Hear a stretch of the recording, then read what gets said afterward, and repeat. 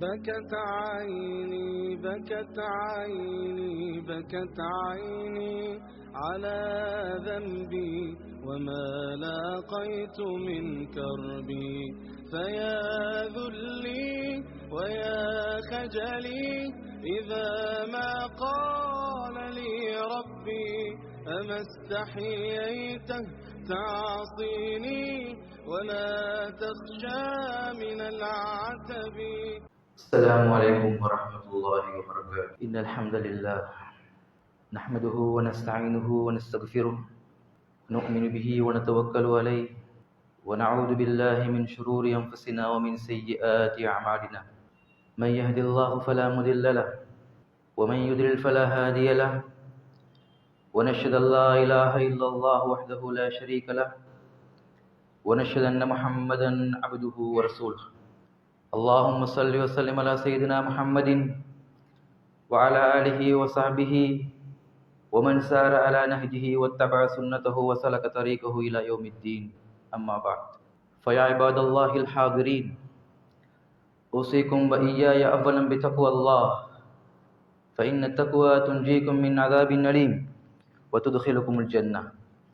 يقول الله تعالى في القرآن الكريم وفي فرقانه المجيد بعد أعوذ بالله من الشيطان الرجيم بسم الله الرحمن الرحيم يا أيها الذين آمنوا اتقوا الله حق تقاته ولا تموتن إلا وأنتم مسلمون. وقال النبي صلى الله عليه وسلم يد الله مع الجماعة. අසීමිත දයාවන්ත අපරිමිත කරුණාවන්ත අල්ලාහ් සුබ්හානහු තාලාගේ නාමයෙන් මාගේ මේ ඛුත්බා දේශනය ආරම්භ කරමි. ශාන්තිය හා සමාදානය අපනායක මුහම්මද් මුස්තෆා සල්ලල්ලාහු අලයිහි වසල්ලම් තුමාණෝටත් එතුමාණෝව අනුගමනය කළ සහාබාවරුන් තාබිඌන් අත්බාඋ තාබීන් මුත්තකීන් ශුහදා සාලිහ් සමෝටම අත්වෙන්න ඕනයි ප්‍රාර්ථනා කරනවා. හිතවත් සහෝදරනි, අල්ලාහ් සහ රසූල් සල්ලල්ලාහු අලයිහි වසල්ලම් තුමාණෝ අපට අවවාද කළ දේවල් ජීවිතේ පුළුවන් තරම් කිරීමටත් අල්ලාහ් සහ රසූල් සල්ලල්ලාහු අලයිහි වසල්ලම් තුමාණෝ අපට වැළැක්වූ කරුණු වලින් මුළු මුලින්ම වැළකී ඉවත් වී ජීවත් වන්නටත් පළමුවෙන් මටද ඉන්පසු ඔබලාටද වසියත් කරමි නසිහත් කරමි. හිතවත් සහෝදරනි, වර්තමාන ලෝකයේ බහුලව කතා වෙන මාතෘකාවක් තමයි පෞල් ප්‍රශ්න කියන මාතෘකාව. ගෘහස්ත ප්‍රචණ්ඩත්වය, හිංසනය, පීඩාව, කායික මානසික වදහිංසාව අද පෞල් ජීවිතය තුළ වැඩියෙන් කතා වෙන මාතෘකාවක්. ඇඩික්ෂන් කියන දේ, ඇබ්බැහි වීම, මත්ද්‍රව්‍ය වලට, ඇල්කොහෝල් වලට ඇඩික්ෂන් වෙලා මුළු පවුලම විනාශ වුණු කතාවන් අපට ඇසීමට ලැබෙනවා. divorce.com කියා වෙබ් අඩවියක සඳහන් වෙනවා අද ලෝකයේ 1000 දෙනෙකුගෙන් 2 දෙනෙක් දික්කසාද වෙන බවට එම වෙබ් අඩවිය සඳහන් කරනවා. සිංගල් මද කියන කොන්සෙප්ට් එක අද ඉතාමත්ම ප්‍රචලිතයි. සැමියාගෙන් ඈත් වී ජීවිතය විඳින්නේ කෙසේද, බිරිඳව රවට්ටන්නේ කොහොමද කියා වැඩසටහන් පවත්වනු ලබනවා. තනිකඩව ජීවත් වීමේ වැදගත්කම පිළිබඳව බොහෝ දුරට කතා වෙනවා. මේ සියල්ලම යහපත් පෞල් ජීවිතයකට අභියෝගයන් හැටියට වර්තමානයේ සඳහන් කරන්න පුළුවන්. ඉස්සර කාලයක් තිබුණා විවාහ වී එය සෝෂියල් මීඩියා වල දමා සතුටු වින්දා. අද දික්කසාද වී I am single, I am divorced, I am single parent, I am single mother කියා සෝෂියල් මීඩියා වල සටහන් තබනවා. එය ආඩම්බරයක් හැටියට සලකනු ලබනවා. ඇත්තෙන්ම රටක සමාජයක දියුණුව පිළිබඳව කතා කරද්දී පෞල් සංස්ථාව අමතක කරන්න බෑ. ඒ නිසාමයි කියන්නේ විප්ලවය පටන් ගන්න ඕනේ ගෙදරින් කියලා. පෞල් සංස්ථාවේ පෝෂණය ඉතාමත්ම වැදගත් වෙනවා. මේ නිසාම අද මාගේ මේ ඛුතුබා දේශනය ඉස්ලාම් දහම අනුව පෞල් ජීවිතයේ වැදගත්කම පිළිබඳව සාකච්ඡා කිරීමයි මේ ඛුතුබා දේශනයේ පරමාර්ථය වන්නේ. හිතවත් සහෝදරවරුනි, අපට දන්නවා ඉස්ලාම් දහම පෞල් ජීවිතයේ පිළිබඳව ඉතාමත් පුළුල් ලෙස සාකච්ඡා කර තිබෙනවා. ලෞකික හා ආධ්‍යාත්මික ජීවිතයට පෞල් ජීවිතයේ ඊ타ත්ම වැදගත් කියා ඉස්ලාම් දහම සඳහන් කරනවා. නබි සල්ලල්ලාහු අලයිහි වසල්ලම් තුමානෝ පෞල් ජීවිතයේ මූලිකය පිළිබඳව සාකච්ඡා කරද්දී විවාහය පිළිබඳව සඳහන් කළා. අන් නිකාහු මින් සුන්නති. විවාහ කිරීම, නිකාහ කිරීම මගේ සුන්නාවක්. ෆමන් රගිබ අන් සුන්නති ෆලයිස මින්නි. මගේ සුන්නාව ප්‍රතික්ෂේප කරන්නා ඔහු මුස්ලිම් නොවේ කියා නබි සල්ලල්ලාහු අලයිහි වසල්ලම් තුමානෝ සඳහන් කරනවා. මනිස්තතා මින්කුමුල් බාඅත ෆල්යතසව්වජ්. ඔයගොල්ලන්ගෙන් ශක්තිය හා අවස්ථාව තිබෙන කෙනා අනිවාර්යෙන්ම විවාහ කරගන්න කියා නබි සල්ලල්ලාහු අලයිහි වසල්ලම් තුමානෝ පොළඹවනවා. නිසි කලට නිසි වේලාවට අපේ දරුවන්ට විවාහ කර දීම අනිවාර්ය යුතුයකමක් හැටියටයි ඉස්ලාම් දහම සලකන්නේ. හිතවත් සහෝදරනි, විවාහය පිළිබඳව කතා කරද්දී අපි වැඩියෙන්ම කල්පනා කරන්නේ විවාහ උත්සවය පිළිබඳව, විවාහ මංගල්‍ය පිළිබඳව. ලක්ෂ ගණන්, කෝටි ගණන් සමහර වෙලාවට පොලියට අරන් විවාහ මංගල්‍ය, විවාහ උත්සවය අපි තියෙනවා. මෙය ඉස්ලාම් දහම මොනතරම් දුරට අනුමැතිය ලබා දෙනවද කියා අපි කල්පනා කරන්නට ඕනේ. විවාහ ජීවිතය පිළිබඳව කතා කරද්දී ඉස්ලාමය සඳහන් කරන්නේ පළමුවෙන්ම අල් කුෆ්ෆු, පොරොන්දම් බැලීම. සහකාරයා සහකරුටත්, සහකරු සහකාරියටත් ගැළපෙනවද කියා පොරොන්දම් බලන්න කියා ඉස්ලාම් දහම අපට අවවාද කරනවා. එයිනම් මෙහෙම ඛෛරු මතායි දුන්යා අල් මර්আ සාලිහා. ලෝවේ විශිෂ්ටතම ආස්වාදය සාලිහ් මර්আ සාලිහා. ගුණවත්, නැනවත්, දහම් ස්ත්‍රියයි ලෝවේ විශිෂ්ටතම ආස්වාදය කියා නබි සල්ලල්ලාහු අලයිහි වසල්ලම් තුමාණෝ සඳහන් කරනවා. මගේ බිරිඳ යහපත් ගුණවත් කාන්තාවක් නම් ඒ පෞල් ජීවිතය මොනතරම් ලස්සනද කියා අපි හැමෝම කල්පනා කරන්නට ඕනි. මේ නිසා අපේ දරුවන්ටත් අනිවාර්යෙන්ම අපි පොරොන්දම් බැලීම අනිවාර්ය වෙනවා. ඒ වගේම තමයි අපේ දරුවන්ට පෞල් ජීවිතය පිළිබඳව මනා අවබෝධයක් ලබා දෙන්නට ඕනි. එහෙනම් අපිට දන්නවා ලක්ෂ ගණන්, කෝටි ගණන් වියදම් කරලා ලොකු ලොකු හෝටල් වල ගත්තු විවාහයන් සතියෙන් දෙකෙන් කඩාකප්පල් වෙනවා. ඒ විතරක් නෙමෙයි, මාසයෙන් දෙකෙන් දික්කසාද වුණු විවාහයන් පිළිබඳව අපට ඇසීමට ලැබෙනවා. මේ නිසා අපි පොරොන්දම් බැලීම, ජීවිතයේ යථාර්ථය පිළිබඳව පහදා දීම අනිවාර්යයි ඉස්ලාමීය සහෝදරවරුනි. අපට දන්නවා ඉස්ලාම් දහම අනුව විවාහය කියන්නේ ස්ත්‍රියක් හා පුරුෂයෙක් අතර ඇති කර ගන්නා වූ මානසික හා කායික බැඳීම, විශ්වාසනීය බැඳීම. එය ෆිසිකල් ඇන්ඩ් සයිකොලොජිකල් බොන්ඩ් එකක් හැටියට ඉස්ලාම් දහම සඳහන් කරන්නේ. කායික හා මානසික සුවයක් විවාහය තුල තිබෙනවා. මේ නිසා මෙය විශ්වාසනීය බැඳීමක් හැටියට ඉස්ලාම් දහම සඳහන් කරනවා. ට්‍රස්ටබල් කොන්ට්‍රැක්ට් එකක් හැටියටයි ඉස්ලාමය සඳහන් කරන්නේ. ඇතරම අපට විවාහ ජීවිතයෙන් මානසික සුවය ලැබෙනවද කියලා කල්පනා කරන්නට ඕනේ. අල් කුර්ආනය ඉතාමත්ම පැහැදිලිව සඳහන් කරනවා وَمِنْ آيَاتِهِ أَنْ خَلَقَ لَكُم مِّنْ أَنفُسِكُمْ أَزْوَاجًا لِتَسْكُنُوا إِلَيْهَا وَجَعَلَ بَيْنَكُم مَّوَدَّةً وَرَحْمَةً إِنَّ فِي ذَلِكَ لَآيَاتٍ لِقَوْمٍ يَتَفَكَّرُونَ. සූරා රූම්හි අල්ලාහ් සුබ්හානහු තාලා සඳහන් කරනවා, සැනසුම ලබා ගන්නා පිණිස ඔබලා තුලින්ම ඔබලාගේ සහකාරියන් මවා ඇත්තෙමු. ඔබලා අතර ආදරය, කරුණාව ඇති කර ඇත්තෙමු කියා අල්ලාහ් සුබ්හානහු තාලා සූරා රූම්හි සඳහන් කරනවා. මදක් කල්පනා කරන්න, විවාහ ජීවිතයෙන් ඉස්ලාම් දහම අපේක්ෂා කරන්නේ සකීනා, සැනසීම, නිදහස, මවද්දා, ආදරය, රහ්මා, කරුණාව. අපේ පෞල් ජීවිතයේ, අපේ විවාහ ජීවිතයේ සැනසීම, ආදරය, කරුණාව තිබෙනවාද? නැත්නම් වෛරය, ක්‍රෝධය, අප්‍රිය තියනවාද කියා අපි මදක් කල්පනා කරන්නට ඕනේ. එසේ තිබුණොත් අපි ඉස්ලාම් දහම අපේක්ෂා කරන ඒ පෞල් ජීවිතය ගත කරනවාද කියා මදක් කල්පනා කරන්නට ඕනේ. හිතවත් සහෝදරවරුනි, අපි හැමෝටම ආසාවක් තිබෙනවා මගේ බිරිඳ යහපත් වෙන්න ඕනේ, මගේ බිරිඳ පවිත්‍ර වෙන්න ඕනේ කියා අපි හැමෝටම ආශාවක් තිබෙනවා, බලාපොරොත්තුවක් තිබෙනවා. අල්ලාහ් සුබ්හානහු තාලා ඒට අල් කුර්ආනයේ සහතිකයක් ලබා දෙනවා. මොකක්ද ඒ සහතිකය? අල් ඛබීසාතු ලිල් ඛබීසීන වල් ඛබීසූන ලිල් ඛබීසාත් wat tayyibatu lit tayyibin wat tayyibuna lit tayyibat. අල්ලාහ් කියනවා යහපත් කාන්තාවන්ට යහපත් පුරුෂයෙක්, අයහපත් කාන්තාවන්ට අයහපත් පුරුෂයින් කියා අල්ලාහ් සුබ්හානහු තාලා සහතිකයක් ලබා දෙනවා. මගේ බිරිඳ මගේ කාන්තාව යහපත් වෙන්න ඕන නම් පවිත්‍ර වෙන්න ඕන නම් මම යහපත් වෙන්නට ඕනේ. මම පවිත්‍ර වෙන්නට ඕනේ. එයයි මේ කුර්ආන් වාක්‍ය අපට පැහැදිලි කරන්නේ. නබි සල්ලල්ලාහු අලයිහි වසල්ලම් තුමාණෝගේ ජීවිත කතාව අධ්‍යයනය කළ බලන්න. පෞල් ජීවිතය අරන් බලන්න. මොනතරම් ලස්සන සුන්දර ජීවිතයක් ගත කළාද. ඔහු රාජ්‍ය නායකයෙක්, රටක නායකයෙක්. නමුත් මොනතරම් ලස්සන සුන්දර පෞල් ජීවිතයක් නබි සල්ලල්ලාහු අලයිහි වසල්ලම් තුමාණෝ ගත කළාද. ඒගොල්ලෝ එකට එක්ව ආහාර අනුභව කළා. ඒගොල්ලෝ ක්‍රීඩා කළා.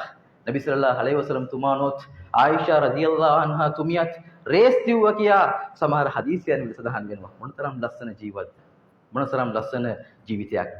හිතවත් සහෝදරවරුනි, නබි සල්ලල්ලාහු අලයිහි වසල්ලම් තුමාණෝ කුස්සියේ වැඩවල් පවා කරලා දීලා භාර්යාවන්ට උදව් උපකාර කළා.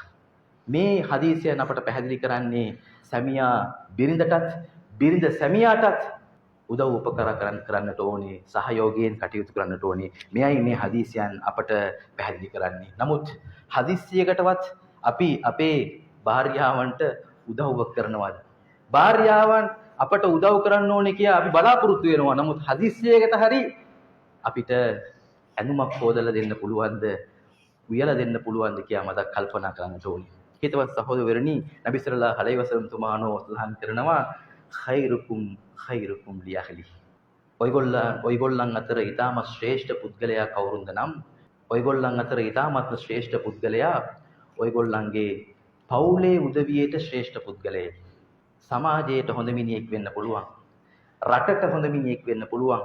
එලිමහනේ හොඳ මිනිහෙක් වෙන්න පුළුවන්. නමුත් ඉස්ලාම් දහම අනුව ඔයගොල්ලන් අතර ඊටාත්ම ශ්‍රේෂ්ඨ උදාර පුද්ගලයා කවුරුන්ද නම් ඔයගොල්ලන්ගේ පවුලේ උදවියට උදාර පුද්ගලයයි නබි සල්ලල්ලාහු අලයිහි වසල්ලම් තුමාණෝ සඳහන් කරනවා. නම් මදක් කල්පනා කරලා බලන්න අපේ පවුලේ උදවියට අපි ශ්‍රේෂ්ඨයිද කියලා. හිතවත් සහෝදරවරුනි, නබි සල්ලල්ලාහු අලයිහි වසල්ලම් තුමාණෝගේ මරණාසන්නය ආයිෂා රදියල්ලාහු අන්හා තුමියගේ ඔඩොක්කුවේ සිද්ධ වෙනවා නම් මොනතරම් බැඳීමක්, විශ්වාසනීය බැඳීමක් තිබිලා ඇතිද කියලා අපි හැමෝම කල්පනා කරන්නට ඕනේ. පෞල් ජීවිතයේ දෙවෙනි ඊ타මත්ම වැදගත් කාරණාව දරුවන් කෙරෙහි දෙමව්පියන්ට තිබෙනා වූ වගකීම. අල් කුර්ආනය ඊ타මත්ම පැහැදිලිවම සඳහන් කරනවා ඉන්නමා අම්වාලුකුම් ව අවලාදුකුම් ෆිත්නා. නියත වශයෙන්ම ඔයගොල්ලන්ගේ දේපල, ඔයගොල්ලන්ගේ දරුවන් ෆිත්නා, පරීක්ෂණයක් කියා අල්ලාහ් සුබ්හානහු තාලා සඳහන් කරනවා. තව තැනකදී අල් මාලු වල් බනූන සීනතුල් හයාතිද් දුන්යා. නියත වශයෙන්ම දේපල ඒ වගේම දරුවන් සීනා, මෙලොවේ අලංකාරයක්, ආකර්ෂණයක් කියා අල් කුර්ආනයේ සඳහන් කරනවා. ඇත්තෙන්ම ඉස්ලාම් දහම අනුව දරු සම්පත කියන්නේ ඊටාත්ම වටිනා සම්පතක්. අපි අපේ දරුවන්ට සෑම දෙයක්ම ලබා දෙනවා. අධ්‍යාපනය ලබා දෙනවා, දේපල ලබා දෙනවා, සෑම පහසුකමක්ම ලබා දෙනවා. නමුත් ඒගොල්ලන්ට ඉස්ලාමය කියලා දෙනවද? හොඳ අඛලාක්, හොඳ ගුණාංගයන් අපි ඒගොල්ලන්ට කියලා දෙනවද කියලා මදක් කල්පනා කරන්න ඕනේ. අපේ ගෙවල් වල තවමත් සූරා ෆාතිහාව නිසියාකාරව පාරායනා කරන්න බැරි දරුවන් ඉන්නවා නම් එය මොනතරම් අපරාධයක්ද කියලා මදක් කල්පනා කරන්න ඕනේ. අපි සෑම දෙයක්ම ඒගොල්ලන්ට ලබා දෙනවා. සෑම අධ්‍යාපනයක්ම ලබා දෙනවා. නමුත් දහම පිළිබඳ වූ අධ්‍යාපනය අපි ලබා දෙනවද? සමහර වෙලාවට අල් කුර්ආනය අපි එම පාඩම ගන්න ඕනේ පල්ලියේ හසරත් කියා හිතනවා. ඇයි සහෝදරනි, මගේ පුතාට, මගේ දුවට ඇයි මට සූරා ෆාතිහාව කියලා දෙන්න බැරි? ඒ වගකීම අපි ගන්නට ඕනේ. ඇයි දවස් දෙකක්, දවස් තුනක් අරගෙන මගේ පුතාට, මගේ දුවට ආයතුල් කුර්සි එක ඇයි මට කියලා දෙන්න බැරි? සූරා ෆාතිහාවේ අන්තර්ගතය ඇයි මට කියලා දෙන්න බැරි කියලා අපි හිතන්නට ඕනේ. එහෙම අපි ඒගොල්ලන්ට උගන්වලා දෙනවා නම් ඒගොල්ලෝ ජීවිත කාලේ පුරාවටම පාරායනා කරන වාරයක් ගානේ අපට පින් ලැබෙනවා. මරණයෙන් පසුත් අපට පින් ලැබෙනවා. නබි සල්ලල්ලාහු අලයිහි වසල්ලම් තුමාණෝ සඳහන් කළා කෙනෙකු මරණයටපත් වෙන විට ඔහුගේ සෑම දෙයක්ම විසන්දි වෙනවා කාරණා තුනක් හැර. සදකා ජාරියා, ඉල්මුන් යුන්තෆා බිහි, ප්‍රයෝජනවත් දැනුම. තුන්වෙනි කාරණාව තම දෙමව්පියන් වෙනුවෙන් ප්‍රාර්ථනා කරන දූ දරුවන්. හිතවත් සහෝදරනි, මගේ දුව, මගේ පුතා මං වෙනුවෙන් ප්‍රාර්ථනා කරන්න ඕන නම් අපි ඒ දැනුම ඒගොල්ලන්ට ලබා දෙන්නට ඕනේ. ඉස්ලාම් දහම පිළිබඳ වූ ඒ වැටහීම ඒගොල්ලන්ට ලබා දෙන්නට ඕනේ. කුර්ආනය පිළිබඳ වූ ඒ දැනුම අපි අනිවාර්යෙන්ම ඒගොල්ලන්ට ලබා දීම ඉතාමත් වැදගත් වෙනවා. හිතවත් සහෝදරනි, අපේ බොහෝ උදවියට ළමයින්ත් එක්ක වේලාව ගත කිරීම අඩුපාඩුවක් හැටියට සලකනවා. අපිට ඒ නාස්තියක් හැටියට බොහෝ දුරට අපි හිතනවා. නබි සල්ලල්ලාහු අලයිහි වසල්ලම් තුමාණෝ රාජ්‍ය නායකයෙක්, රටේ පාලකයෙක්. නමුත් නබි සල්ලල්ලාහු අලයිහි වසල්ලම් තුමාණෝ දූ දරුවන්ව හොරතල් කළා. නිසි ආකාරව ඒගොල්ලන්ව බලාගත්තා. ඇයි සහෝදරනි, අපට අපේ දරුවන්ව හොරතල් කරන්න බැරි? බොහෝ ගෙවල් වල, බොහෝ පවුල් වල දරුවන් අපේක්ෂා කරනවා මාත් එක්ක තාත්තා සුහදශීලීව හොඳින් කතා කරන්න ඕනේ කියලා. බොහෝ ගෙවල් වල දරුවන් අපේක්ෂා කරනවා දෙමව්පියන් මාව හොරතල් කරන්න ඕනේ කියලා. නමුත් අපිට වෙලාවක් නැහැ. බිසි ෂෙඩියුල් එක අපි යන්නේ. ඒ නිසා අපි ඒ වගේ දේවල් කරන්නේ නැහැ. මේකත් අපි අනිවාර්යෙන්ම පෞල් ජීවිතයේ කල්පනා කළ යුතු කාරණාවක්. පෞල් ජීවිතයේ තුන්වෙනි ඊටමත් වැදගත් කාරණාව දෙමව්පියන්ට කීකරු වීම. හිතවත් සහෝදරනි, අපිට දන්නවා ඉස්ලාම් දහමේ සලාතය මොනතරම් වැදගත්ද කියලා. නබි සල්ලල්ලාහු අලයිහි වසල්ලම් තුමාණෝ රසුල් අම්රි ෆිල් ඉස්ලාම් සලාහ. ඉස්ලාම් දහමේ ප්‍රධාන කර්තව්‍ය සලාත් කියා සඳහන් කරනවා. සලාතෙන් පසු ඉස්ලාම් දහමේ තවත් ප්‍රධාන දෙයක් තියෙනවා නම් එය බිර්රුල් වාලිදයින්, දෙමව්පියන්ට කීකරු වීම. නබි සල්ලල්ලාහු අලයිහි වසල්ලම් තුමාණෝ වෙත වරක් ප්‍රශ්නයක් යොමු කරනවා, අයියුල් අමාලි අහබ්බු ඉලල්ලාහ්. අල්ලාහට ඊටමත් ප්‍රිය කරන ක්‍රියාව කුමක්ද කියා අහනවා. එතකොට නබි සල්ලල්ලාහු අලයිහි වසල්ලම් තුමාණෝ සඳහන් කරනවා අස්-සලාතු වලා වක්තිහා, සලාතය නිසි වේලාවට ඉටු කිරීම. තුම්මයි ඊට පස්සේ කුමක්ද කියා අහනවා. නබි සල්ලල්ලාහු අලයිහි වසල්ලම් තුමාණෝ සඳහන් කරනවා බිර්රුල් වාලිදයින්, දෙමව්පියන්ට කීකරු වීම කියා නබි සල්ලල්ලාහු අලයිහි වසල්ලම් තුමාණෝ සඳහන් කරනවා. අල් කුර්ආනයේ අල්ලාහ් සුබ්හානහු තාලාට පමණක් ඉබාදත් කරන්න කියා සඳහන් වෙන සමහර අවස්ථාවන් වල ඉන් පසුව සාකච්ඡා කරන්නේ වබිල් වාලිදයිනි ඉහ්සානා, ඔයගොල්ලන්ගේ දෙමව්පියන්ට කීකරු වෙන්න කියයි. ඔයගොල්ලන්ට දන්නවද ඉස්ලාම් දහම තුල ඊටමත් භයානක පාපයන් අතුරින් මහා පාපය දෙමව්පියන්ට හිරිහැර කිරීම.